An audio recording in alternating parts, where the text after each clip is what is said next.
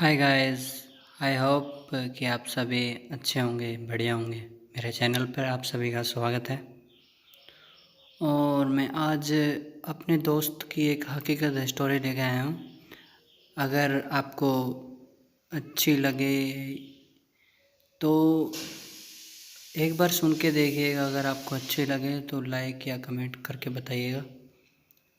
तो मेरे जो दोस्त हैं, जो जिनकी शादी होने के बाद डिवोर्स हो गया था, उनकी शुरू से लेके लास्ट तक की स्टोरी मैं सुनाना चाहूँगा।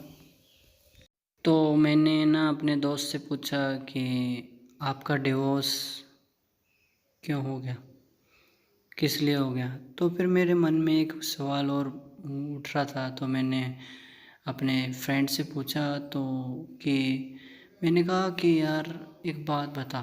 वो कहता पूछ भाई। तो मैंने कहा यार तेरे को साइंस में या इसमें नॉलेज है ज़्यादा, तो मैं तेरे से एक बात पूछना चाहता हूँ। तेरे को लाइफ का एक्सपीरियंस भी है, इसलिए भी पूछना चाहता हूँ कि जब मैंने सुना है कि सेक्स के बाद जो रिश्ते होते हैं या फिर जो प्यार होता है वो ख़त्म हो जाता है। तो फिर वो कहता कहता चल तेरे को मैं ये स्टोरी पूरी सुनाता हूँ। तो मैंने कहा चल भाई सुना। तो कहते हैं कि जब मैं स्कूल में था मैं बहुत मस्तियाँ करता था, बहुत शरारतें की, बहुत हंसी मजाक किया, लड़ाइयाँ भी हुई और सॉल्व भी हुई। और हम अच्छे दोस्त भी बने। कई अच्छे दोस्त भी थे, कई बुरे भी थे। उम, और कई अच्छे समझाने वाले, अच्छे अच्छे गाइडलाइन देने वाले भी दोस्त मिले। जिनमें से एक दोस्त मेरा जिनमें से एक दोस्त जब मैं पार्टी में गया हुआ था, तो जब मेरा दोस्त था तो मेरे दोस्तों के साथ मैं पार्टी में गया हुआ था। तो मेरे दोस्तों के साथ जब मैं पार्टी में गया हुआ था तो वहाँ पे मेरी लड़ाई हो गई। तो लड़ाई होने के बाद जब मैं हॉस्टल वापस लौटा तो मेरे को नूरजीत भैया ने समझाया कि लड़ाई करना अच्छी बात नहीं है। बच्चे, टीचर, वार्डन ये सब कहते हैं कि ये सब सोचने लगते हैं कि ये गैंगस्टर बन गया, ये गुंडा बन गया, लड़ाई करके गुंडा बनेगा या गैंगस्टर बनेगा या। तो ऐसी इमेज हो जाती है। तो वैसे बताता था वो। तो हम लड़ाइयाँ भी करते थे, क्रिकेट भी खेलते थे और बाद में दोस्ती भी हो जाते थे। कई समझाने वाले भी आते थे, जिसमें से मेरा दोस्त सबसे पक्का दोस्त था नूरजीत, जिन्होंने मेरे को अच्छी गाइडलाइन दी। और फिर एक दिन मैं हॉस्टल से छुट्टी की तरफ जा रहा था अपने पेरेंट्स के साथ। तो वहाँ पे ना एक घटना घटी कि एक लड़के के साथ बहुत छेड़छाड़ हो रही थी। तो मैं कहना चाहूँगा कि इस्लाम की लड़कियाँ तीन तलाक के मामले में बेशक इस्लाम की लड़कियाँ तीन तलाक के मामले में बेशक कितनी बदनाम हो, लेकिन उनकी संस्कृति को भूलना नहीं चाहिए। क्योंकि उनकी संस्कृति है ना, जो उनकी संस्कृति है वो शुरू से आज तक कायम है और आज तक चलती आ रही है। जो उनकी संस्कृति ने सिखाया है, फुल कपड़े पा के वो घर से निकलती है और फुल कपड़े पा के घर तक आती है। तो मैंने अपने इंडिया में लगा लीजिए, बाहर लगा लीजिए, ये कहीं नहीं केस आया होगा कि एक मुस्लिम लड़के का सड़क पे या चलते चलते रेप हो गया। नहीं, क्योंकि हम ज़्यादा ही मॉडर्न होते जा रहे हैं। तो ये भी एक्सपीरियंस आया है मुझको कि हमको अपनी एक दूसरे को देखते हुए देखना चाहिए कि हमारी जो पारंपरिक जो शुरू से परंपरा चलती आई है, तो उसको हमें भूलना नहीं चाहिए, उसको लागू रखना चाहिए। क्योंकि जो पहले ज़माने में लोग फुल कपड़े पहले ज़माने में जो लड़कियां फुल कपड़े पाते थे, वो किस लिए पाते थे? ताकि दूसरा मर्द हमारे को आँख उठा के ना देख सके। तो इसलिए मैं कहना चाहूँगा कि लड़कियां भी फुल कपड़े पाएँ और ये परंपरा को जारी रखें जो मुस्लिम लड़कियों ने जारी रख रखी है। मेरा कहने का मतलब ये नहीं है कि हमारा उनसे ताल्लुक़ है या ऐसा कुछ। मेरा कहने का मतलब है उनकी परंपरा चलती आ रही है। कभी आपने ये नहीं सुना होगा मुस्लिम लड़के के साथ रेप हो गया, ये हो गया, क्योंकि उन्होंने परंपरा जारी रख रखी है। और हम फुटबॉल खेलते थे, सब कुछ खेलते थे, और हमने अपने दोस्तों के साथ खूब मस्तियाँ की, खूब कुछ किया। फिर 12th क्लास के बाद फिर मेरे को कॉलेज में आना पड़ा, बीए में एडमिशन मिला। फिर बीए में एडमिशन मिला तो फिर मैं बीए बीए फर्स्ट ईयर करी। बीए फर्स्ट ईयर कर रहा था, बीए फर्स्ट ईयर क्लियर हो गई थी मेरी। तो फिर बीए फर्स्ट ईयर में भी मेरे को कोई अच्छे दोस्त मिले। फिर बीए सेकंड ईयर में आया, बीए सेकंड ईयर में भी बहुत अच्छे अच्छे दोस्त मिले, लेकिन उनमें से एक बात अलग थी। जब मैं बीए सेकंड ईयर में आया था तो मेरे कई दोस्त भी बने, और एक अलीना नाम की लड़की थी, उससे मेरी दोस्ती हो गई थी। और हम आपस में बैठ के क्वेश्चन सॉल्व करते थे, या मतलब पढ़ाई करते थे। तो हम एक दूसरे को धीरे धीरे जानने लगे, धीरे धीरे एक दूसरे के करीब आने लगे, और हम दोनों में प्यार बढ़ने लगा, और हम एक दूसरे के साथ रिलेशनशिप में आने लगे और रिलेशनशिप बनाने लगे। यहाँ तक कि हमारे मम्मी पापा को पता नहीं था, लेकिन मेरे को लगता था मम्मी पापा को बताना चाहिए, लेकिन मम्मी पापा को बताना ज़रूरी नहीं समझा, क्योंकि बीए मेरी कंप्लीट नहीं हुई थी, इसलिए मैंने मम्मी पापा को बताना ज़रूरी नहीं समझा, नहीं तो मम्मी पापा डांट लगा देते। तो फिर इसलिए मैंने मम्मी पापा को बताना ज़रूरी नहीं समझा। तो फिर मैं अपनी बीए सेकंड ईयर कंटिन्यू चलती रही, और मेरी दोस्ती भी कंटिन्यू चलती रही। फिर जब मैं फाइनल ईयर में आया, जब मेरा ये सॉरी जब मैं सेकंड ईयर से फाइनल ईयर में आया तो मेरी दोस्त मेरे साथ थी।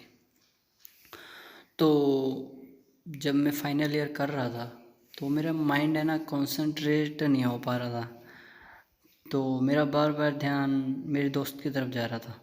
तो फिर मैंने सोचा यार मैं कुछ क्या करूं ऐसा कि मेरा ध्यान कंसंट्रेशन मेरा उस पे जाए, अपनी पढ़ाई पे फोकस करूं, क्योंकि मेरा फाइनल ईयर है। अगर मैं फ़ेल हो गया तो मम्मी पापा बहुत डांटेंगे, और मम्मी पापा बहुत डांटेंगे तो उनको बहुत पछतावा होगा, और फिर ऐसी चीज़ मैं कोई अपनी ज़िंदगी में करना नहीं चाहता कभी, कि मम्मी पापा को कुछ पछतावा हो। लेकिन आजकल के बच्चे कुछ ज़्यादा स्ट्रेस ले लेते हैं पढ़ाई के चक्कर में, मौत तक का डिस्टेंस तय कर लेते हैं। तो इसलिए वहाँ तक का डिस्टेंस नहीं लेना चाहिए, हमको पढ़ाई करनी है तो पढ़ाई करनी है। तो मेरा वहीं पे आता हूँ, तो मैं अपने पढ़ाई पे कॉन्सेंट्रेट नहीं कर पा रहा था। तो हुआ क्या था गाइस, पर ये आप करना मत। हुआ क्या था गाइस कि जो मेरे दोस्त थे, तो मैंने अपने दोस्त को एक दिन अपने पार्टी उसमें रूम में बुलाया। मैंने बोला कि रूम में पार्टी दूंगा सिर्फ तुमको। तो वो कहते ठीक है, मैं आऊँ, मैं कल आ जाऊँगी, कल मेरे पास टाइम है। तो वो कल आ गई, तो फिर मैंने उसके साथ गेम खेली और हंसी मजाक किया। फिर मैं जब एकदम मेरे माइंड में आया कि मेरे पढ़ाई में कंसंट्रेशन नहीं हो पाता, तो फिर मैं क्या करूं। तो फिर मैंने एक दिन क्या किया कि मैंने जो अलीना नाम की लड़की थी मेरी दोस्त है, तो उसके साथ मैंने संभोग कर लिया, मतलब वैसे फिजिकल, ये मान लीजिए सेक्स कर लिया। तो फिर उसके बाद अब मेरा पढ़ाई में कंसंट्रेशन बढ़ गया, और मैं फाइनल ईयर क्लियर करके अपना घर पे चला गया। तो फिर उससे मेरा लिंक टूट चुका था, क्योंकि इससे क्या होता है, जो चीज़ हम कर लेते हैं तो उस चीज़ से हमारा मन भर जाता है। जो चीज़ हम कर लेते हैं ना, उस चीज़ से हमारा मन भर जाता है। तो गाइस आप ये करिएगा ना, क्योंकि इस ऐसी परिस्थिति में माइंड डैमेज हो जाता है। तो फिर एक दिन मम्मी पापा ने डिसाइड किया कि तेरी शादी करवानी पड़ेगी, तेरे लिए लड़की ढूंढ रखी है। तो मेरी शादी कराई गई, शादी हुई, शादी हो गई मेरी। फिर मैंने पापा को कहा, पापा आपने शादी करा दी, मेरे से पूछा तक नहीं। तो पापा कहते कोई ना बेटा, ये अरेंज मैरिज है, इसमें एक दूसरे को समझने में बहुत टाइम लगेगा। तो असल में आजकल के जो लोग होते हैं वो लव मैरिज या फिर भाग के शादी करने में विश्वास करते हैं। तो अगर आप लव मैरिज या भागने में विश्वास करते हैं तो एक बात और सुन लीजिए मेरी।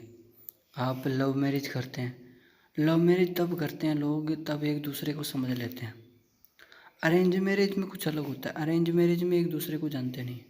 तो गाइस, अगर आप किसी से प्यार करते हैं, आप उसको प्यार करते हैं, कुछ भी करते हैं, तो एक बात ध्यान रखिए, आप उसको वो चीज़ें ना बताएं जिससे आपके बीच में दरारें पड़े। जैसे कि आपकी लड़ाई अचानक हो जाती है, तो आपकी लड़ाई अचानक हो जाती है तो वो सारी चीज़ आपके ऊपर उगल देगी कि तुम ऐसे थे, तुम उस लड़के के साथ ऐसे थे, तुम्हारा लड़के के साथ ऐसा चक्कर चल रही हो।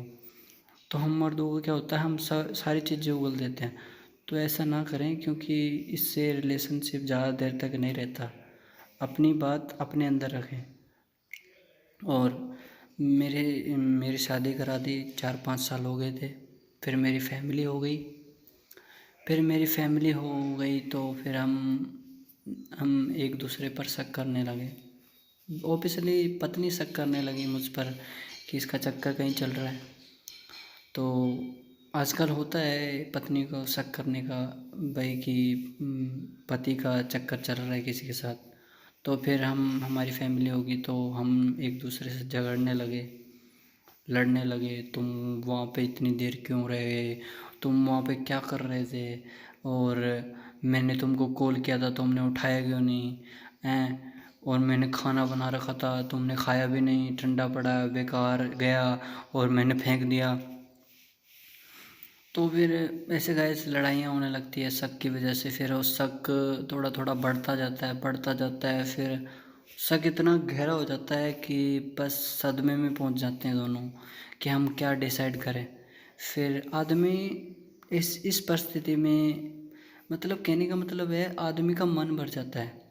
आदमी का किसी चीज़ से मन भर जाता है तो अपनी पत्नी की तरफ कॉन्सेंट्रेट या अपने परिवार की तरफ कभी कॉन्सेंट्रेट कर नहीं सकता। इसलिए गाइस, डिवोर्स की बजाय पार्टनरशिप करें। अगर आप पार्टनरशिप करेंगे तो आपकी शादी बहुत लंबी उम्र तक चलेगी। आप डिवोर्स तक चले जाते हैं, आप डिवोर्स तक क्यों चले जाते हैं? क्योंकि आपका मन भर जाता है उस चीज़ से कि यार अब मैंने इसके साथ संभोग कर लिया, मतलब सेक्स कर लिया, तो हमारा मन भर गया। नहीं, ये लाइफ है, ये शादी है, ये हमारी इम्पोर्टेंट है, ये हमारा मतलब सब कुछ है।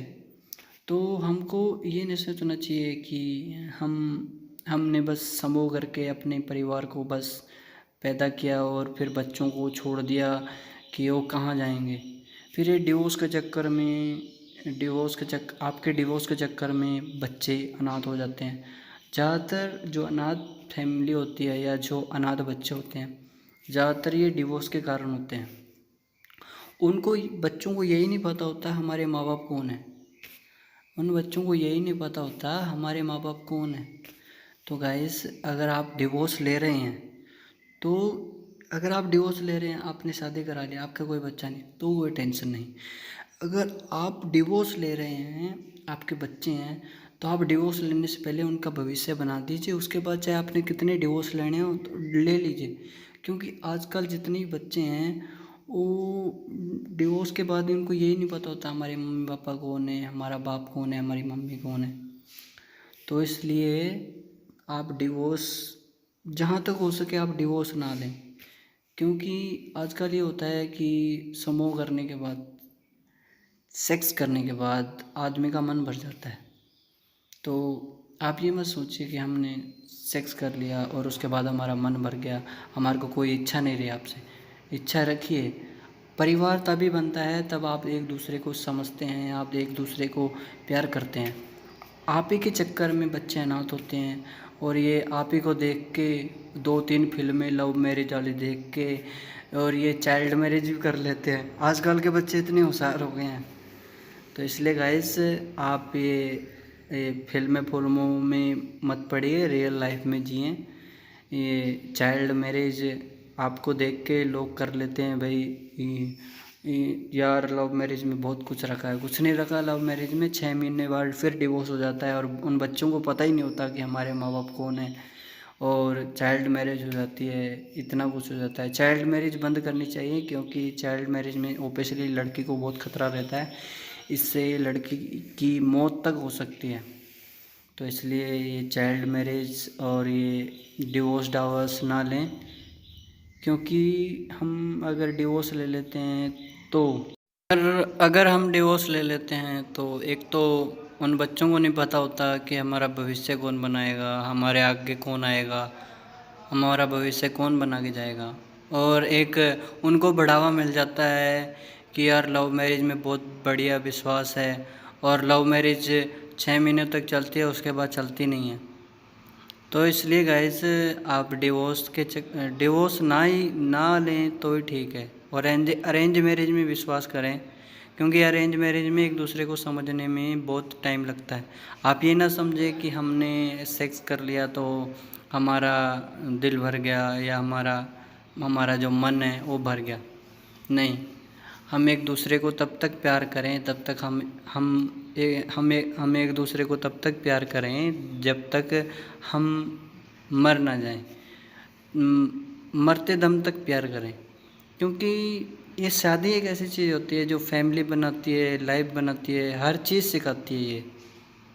तो गाइस आप डिवोर्स तक ना जाएं, क्योंकि इसमें कोई फ़ायदा नहीं है। आप एक परफेक्ट पार्टनर बने। जब अगर एक जगह पार्टनर में देख लीजिए, अगर ये पार्ट रह गया और नर अलग हो गया तो जो पार्टनर का मतलब होता है वो आप अच्छी तरह दूसरों को समझा नहीं पाएंगे कि परफेक्ट पार्टनर क्या होता है। परफेक्ट पार्टनर वही होता है जो मरते दम तक आपका साथ दे, आपके साथ रहे, हंसी खुशी दुखी में, चाहे साथ रहे, बस साथ रहे आपके साथ। तो इसलिए डिवोर्स में कुछ नहीं पड़ा, क्योंकि एक तो उन लव मैरिज वालों को बढ़ावा मिल जाता है, और एक आप उन बच्चों के ऊपर जुल्म उठाने के लिए मजबूर कर देते हैं जो अनाथ बच्चे होते हैं, और उनको यही नहीं पता होता हमारे मम्मी पापा कौन है। तो आप परफेक्ट पार्टनर बनिए, एक दूसरे के साथ अच्छी तरह रहें और अच्छी तरह जिएं अपनी लाइफ, और ज़िंदगी में हमेशा खुश रहें, प्यार से रहें। अगर लड़ाई झगड़ा हो भी जाए तो कम से कम सॉल्व करने की कोशिश करें, ना कि एक दूसरे से अलग होने की कोशिश करें। परफेक्ट पार्टनर बने, एक दूसरे को समझें, पूरी लाइफ टाइम पार्टनर बने रहें। जय हिंद, जय Bharat, bye bye. Okay guys, enjoy your life, bye.